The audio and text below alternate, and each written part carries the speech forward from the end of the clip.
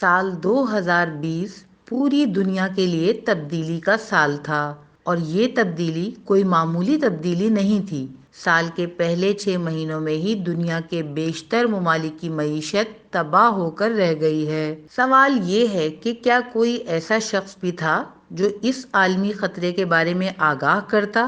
آج کی اس رپورٹ میں ہم آپ کو ایسی ہی ایک اہم شخصیت سے ملوا رہے ہیں جس نے آج سے سینکڑوں سال پہلے ہی ان خطرات سے آگاہ کر دیا تھا۔ نوسٹراڈیمس یہ ایک فرانسیسی معالج اور مشہور نجومی تھا جس کا دعویٰ تھا کہ وہ مستقبل میں جھانک سکتا ہے اور نادیدہ قوتوں کی مدد سے وہ باتیں بھی جانتا ہے جو کائنات میں رونما ہونے والی ہیں۔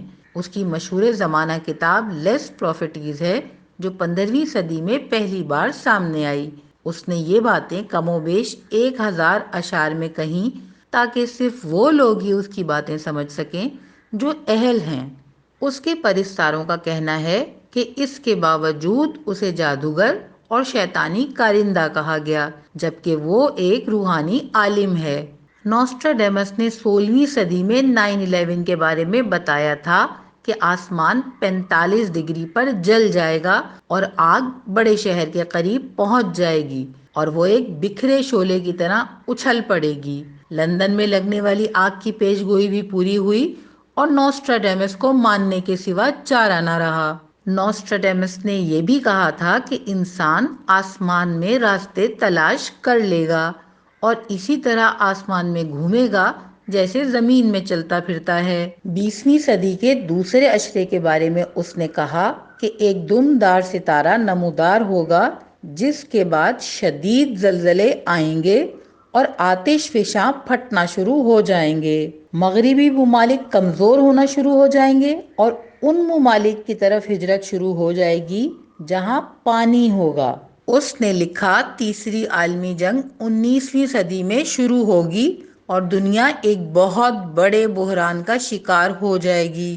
بظاہر تو ہمیں عالمی جنگ نظر نہیں آئی، لیکن آج کورونا وبا کو دیکھ کر کہا جا رہا ہے کہ یہ وہی جنگ ہے جس کا ذکر نوسٹراڈیمس نے اپنے اشعار میں کیا تھا۔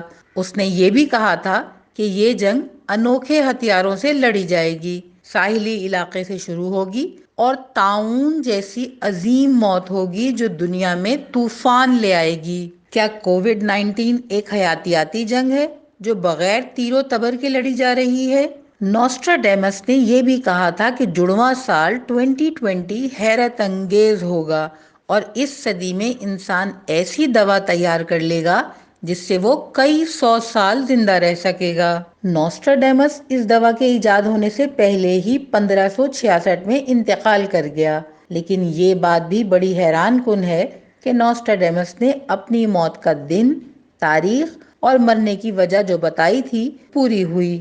نوسٹراڈیمس کے بعد اگر پیش گوئی کرنے میں کسی کا نام آتا ہے تو وہ ہے بابا وانگا، جس کا ذکر ہم اپنی اگلی ویڈیو میں بہت جلد کریں گے۔